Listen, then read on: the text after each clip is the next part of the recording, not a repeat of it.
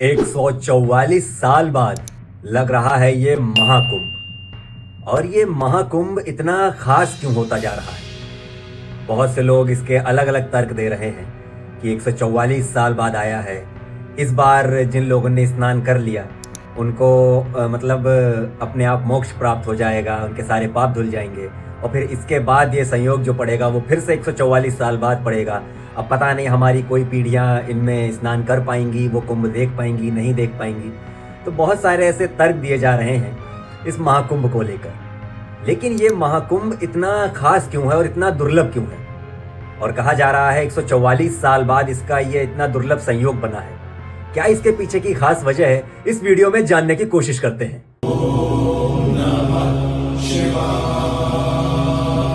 144 साल बाद पड़ रहे इस महाकुंभ को बहुत ही दुर्लभ कहा जा रहा है और अपने आप में ये इतना खास बताया जा रहा है कि अगर आप इस वक्त पे मौजूद हैं धरती पर और आपने ये कुंभ वहाँ पे आप पहुँच गए उस कुंभ में, तो समझिए आपकी कई कई पीढ़ियों का उद्धार हो जाएगा, क्योंकि पता नहीं फिर आपकी कौन सी पीढ़ी को यह सौभाग्य प्राप्त होगा।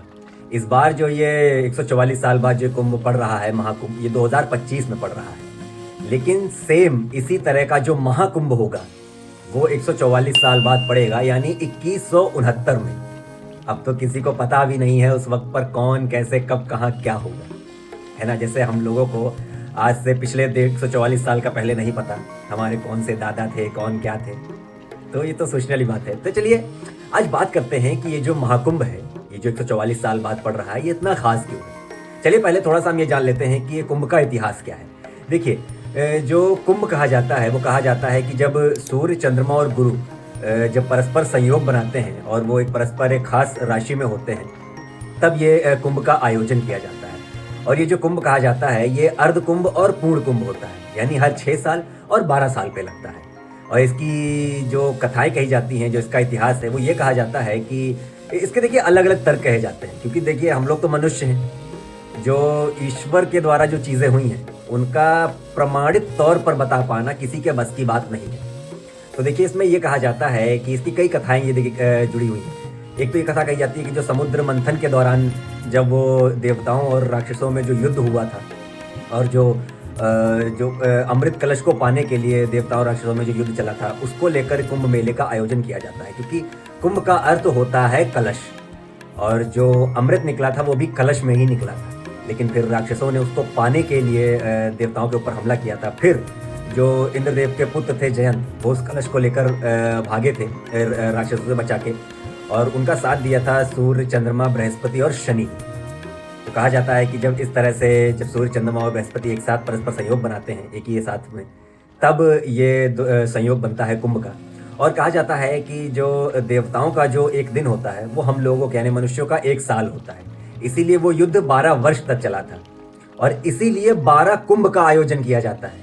ये आप लोगों को शायद नहीं पता होगा। 12 कुंभ कैसे?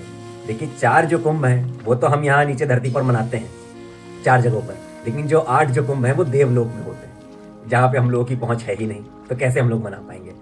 और ये भी कहा जाता है कि एक कथा ये कही जाती है कि जो कुंभ है वो हिंदू तपस्वी, साधकों, ऋषियों, उनके मिलने का एक स्थान तय किया था, जो राक्षसों के गुरु थे शुक्राचार्य जी। तो उन्होंने इस कुंभ मेले की शुरुआत करी थी, क्योंकि वो चाहते थे कि जितने भी हिंदू तपस्वी हैं, साधक हैं और ऋषि मुनि हैं, ये सब एक जगह पे इकट्ठे हुआ करें और अपने विचारों का आदान प्रदान किया करें, जिससे जो आम जनता है, आम जो मनुष्य हैं, उनका मार्गदर्शन हो सके और वो लोग उनके उन विचारों का लाभ प्राप्त कर सकें। एक तो ये कथा कही जाती है। और कहा जाता है कि ये जो कुंभ का जो हमें जो वर्णन मिलता है वो हमें ऋग्वेद के कई श्लोकों में भी मिलता है। तो देखिए कुंभ एक ऐसी चीज़ है जिसका कहते हैं ना, एक मोटे मोटे तौर पे बता पाना मुश्किल है कि शुरू कब से हुआ। बहुत से लोग इसके कई तर्क देते हैं, लेकिन इसको प्रमाणित तरीके से आप नहीं बता सकते। अब आते हैं ये 144 साल बाद ये इतना खास क्यों है। देखिए हमारे यहाँ जो कुंभ होता है वो एक अर्ध कुंभ होता है और एक पूर्ण कुंभ होता है। अर्ध कुंभ जो होता है वो हर 6 साल पे लगता है, यानी जो 6 साल पे कुंभ लगता है, फिर उसके बाद एक 6 साल पे लगता है, जो दूसरे 6 साल पे लगेगा वो होता है तो पूर्ण कुंभ। पूर्ण कुंभ हर 12 साल पे लगता है।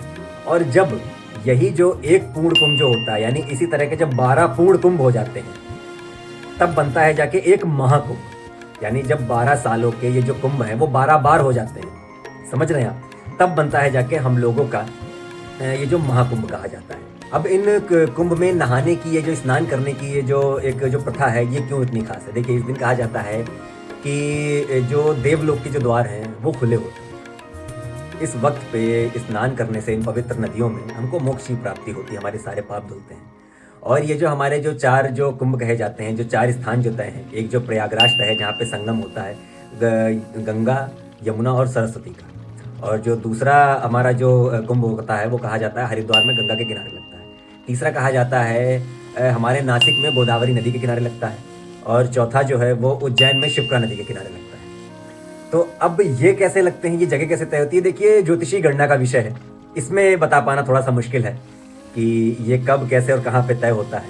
क्योंकि देखिए, कुंभ को ही कोई नहीं बता सकता कि कब से शुरू हुआ है, लेकिन हम लोगों ने जो एक जो तारीख मानी है, जो जो जो जितने भी ज्योतिष हैं, विद्वान लोग हैं, उन्होंने जो एक तारीख मानी होगी, वो उसको वहाँ से उन लोगों ने जो मकर संक्रांति के जो आसपास दिन कहा जाता है, वहाँ से लगा के उन्होंने गणना शुरू करी होगी। तब वो जाके वो तय करते हैं कि प्रयागराज पे महाकुंभ लगना है, या फिर गंगा नदी के किनारे या हरिद्वार में हमें अर्धकुंभ लगाना है, या कहाँ पे कुंभ लगाना है, ये उस तरह से तय होता है।